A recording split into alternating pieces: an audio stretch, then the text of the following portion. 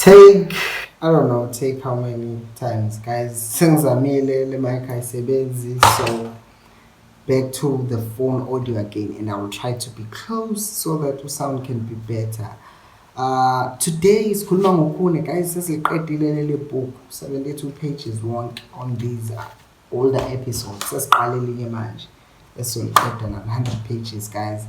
Ngifuna sikhulume ngokhune, guys, today because Zwane was asked about Khune, and then he said something like, it's not about what the player has done for the club, but it's about who best fits the club right now, which made some people lose it because siyazi ukuthi Khune is loved by Kaizer Chiefs fans. I love Khune, and to be honest, kwamina ngifuna Khune kube wuye oqala ama-games, but it's not happening, and it could happen later on because we've only played 4 games in this season, and there's still a lot of games to be played, Senama Cup competitions, and there's still an opportunity to Khune might still play, but right now that's not happening and people don't like that.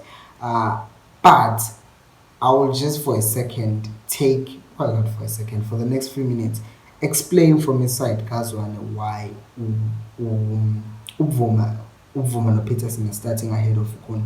Now, siqale ngendaba yokuthi Zwane is trying to say no to favoritism because Ubvuma no Peterson, if we're being honest, have performed really well in the previous season, and if Uzo create a culture ukuthi 2 players can have a very good season, but then the next season because usushintshile waba omunye coach sekumele manje kuvele kushintshe yonke into, doesn't matter ukuthi who was playing how, ngoba sekufike wena nje everything must change just because if umuntu kade performa kahle reward them accordingly uqhubeka kubadlamisa.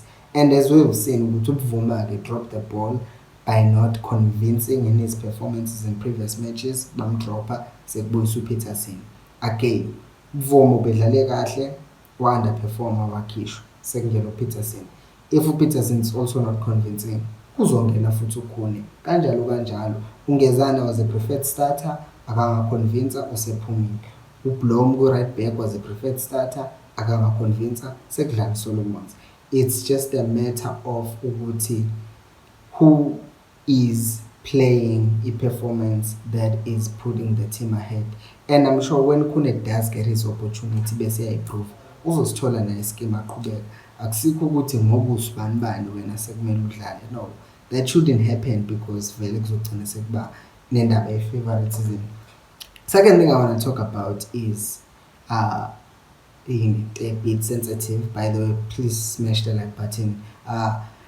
Ukhone ubody size yakhe ngeke ifithe istyle esidlala ngaso njengamanje. Okay, so we have the Chiefs pressing our opponents so high up the field that our last man halfway line, and by default that means keep away. To explain this, by default that means keep away to kumele abe outside the box so that when the ball is kicked over and behind the defense yethu, then the goalkeeper can then run ayo challenge a little ball and clearish.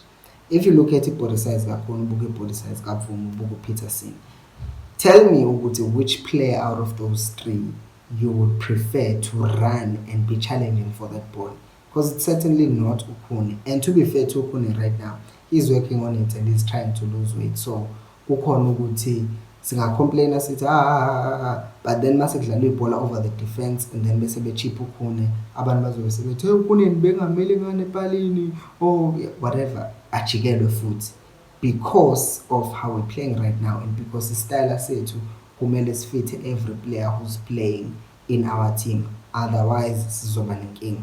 Second thing, abantu bakhuluma ngokuthi Khune has a better distribution kaKhune, yes, is fantastic, it's better, I can even say the best in the world in distribution.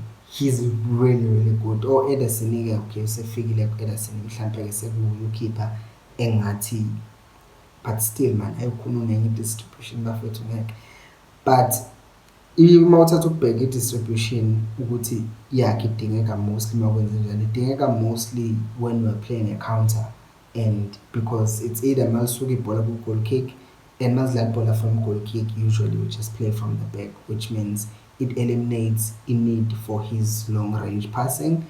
And bese into yesibili sekuba ukuthi-ke uma kuyi-counter-ke ilana-ke ngisho khona ukuthi mhlampe usengadlala in the games that are coming up, like igame ye-Cape Town City ukuthi the Cape Town City will be having some of the ball, and then when we do get an opportunity to hit them on a counter, then that's where Khune comes in ukuthi angadlala in those matches. But so far bekusarewardwa abadlali for their performances, and since they did not perform well, then wakhishwa ukuvuma, as I said before. So yeah, indaba ye-distribution. The third thing ile yokuthi bazothi we need a leader, we need leaders. I agree, we do need leaders in the team. But yesterday, if you saw something ukuthi, because we're lacking in numbers in terms of players, a lot of people had to step up and be leaders. Dolly, we've been complaining, I've been complaining for certain Mutaibo. Dalone is not stepping up as a leader in this team, but yesterday he stepped up, and that's what we always want to see about Lalenbe to team. When everything doesn't seem to be going well, everyone just takes the burden and takes it upon themselves. Come on, and everyone was just doing all they could do. So it's possible everyone can just inject that natural leadership instinct, whatever, that we have in us, ukuze bezokwazi ukuthi balifte up team. So then argument leadership yakhe ukuthi he does not need to ukuthi abe grounding ukuze abe lead. Cristiano Ronaldo 2016 he got injured kwi-final yama-Euro elapha ebhentshini wayesecoach. And it shows ukuthi if a person is a leader, they don't even need to be a grounding or captain or a lead. You can do it from anywhere. And Khune, the reason why Zwane did not take Ampel from him, it's because he knows ukuthi he's still his captain. He can still help the dressing room to become a better team. He can still help those boys about their dressing room to become better teams. And he might be doing it khona lapha ebhentshini, not ebhentshini njalo, khona kwi-dressing room, khona during the week mabe practice ukuthi boys, come on, let's do this, come on boys, we can do this, we can do better, blah blah blah, whatever that he says to them. So he's still a leader, and akasuswa leadership yakhe just because usehlele ebhentshini. So he can still contribute, and I believe ukuthi he is actually contributing to the team even though he's not starting any match. Khune is 35, Vuma is 27, Peterson is 28. And we are talking about rebuilding. And if you think about it, Vele, you're thinking about ukuthi if Utshwayeza someone is style set usokudlala, you would rather have someone osazokunikeza 5, 6, 7, 8 seasons rather than Khune, who is probably not gonna get his contract renewed mayiphela next season. And makuwukuthi Utshwayeza Khune leli bhola lethu building up from the back and doing this and that and this and that. That means mayihamba Khune next season kuzomele siqale phansi for the same thing with ukuvuma simjwayeze with uPeterson sibajwayeze ekubeni we could start now kwi-building phase ukuthi everyone is there and committed into doing that. Kanti mawukuthi you're not getting these guys involved, then they will have to start afresh next season and do it again, which will then mean isikhathi sizobe sesi-wasted and or invested in a way engekho right. So that's why I'm open to Khune some of the games, but for the majority of the games I understand why Zwane would want to pick the players who still have a lot of years ahead of them, Vuma and Peterson.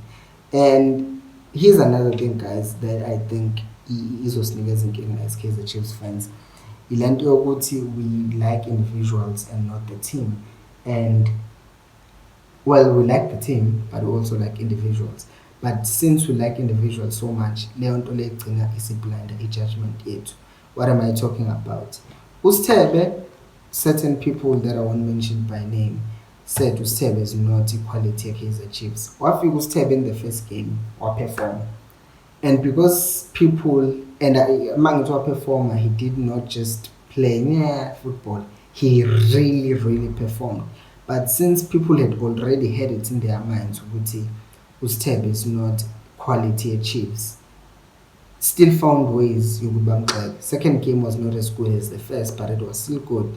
And then we're like, yeah, Sash, he's not equality Chiefs. Third game waperform, fourth game waperformile, ngifuna nokusithemba. It's because sekufocasiwe ekutheni this individual asiyifuni and igcina isiblinder i-judgment yabantu towards who's performing and who's not performing. Why am I talking about Stabby video about Khune?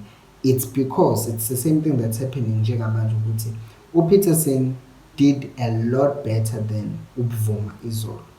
But ngenxa ukuthi we want, or a lot of us want Khune and biased towards him, abantu abasaboni nanezinto ezinhle ezenziwa uPeterson sebezuma into the two mistakes that could have costed us. The chance kaMakateng lahluleke khona ukuklerisha ibhola early, and the second one where ibhola balihedile and then he missed it, but argument ukuthi the keeper could have been protected there, but that's not the point. The point is sekuzunywa into two mistakes and not to the other times where he caught the aerial balls, where he made saves. Khona nje leya save ayenze kwi-near post, that was a good save. But no one is not, well, I am talking about it, but other people who are so fixated to the idea ukuthi kumele kudlale uKhune abasakunaki lokho, because all they want is Khune or nothing else. And because of that sekuba ne-division yokuthi i-team manje sekumele idlale uKhune nenkani, or uZwane, it's because he hates Khune. He doesn't. Otherwise bekuzotholakala something a-release uKhune or whatever reason, or there was going to be some excuse agcine ngatholanga ithuba lokuthi azazabe nawu-captain. But he is, and he's still part of the team, so I don't think it's a big deal ukuthi uKhune akadlali, although I do think he might make the team better, but there are good points for why Khune is not playing. So do let me know, guys, what you think about this down in the comment section. Please vote for Samge to be in the top 12 of Miss KZN Queen. Thank you to everyone who's been voting, and please, guys, continue voting. We need to reach 4,000 votes, guys, ukuze abe khona lapha. But man, just says 1,000, so can we just keep those votes coming? Thank you very much, guys. Ngizonibona kwi-preview ye game for Cape Town City, so posta kusasa. So yeah, thank you for watching. I will see you tomorrow, and until next time, remember, equals and pelu more.